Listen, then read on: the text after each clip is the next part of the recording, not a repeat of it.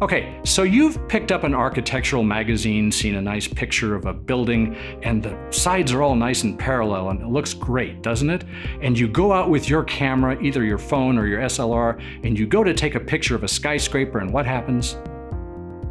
The lines all tumble backwards, right? That's because the film plane is not parallel to the subject. If the film plane and the subject are parallel, the parallel lines on the subject will always register as parallel on the film plane. So a shift lens or a large format camera can actually shift the lens up higher, so we're sampling a different part of that image circle. The film stays parallel to the building, but the camera's looking kind of up. That's how the architectural photographers do it. Now, how could you do this with a camera that doesn't have a shift tilt lens? Little thought problem.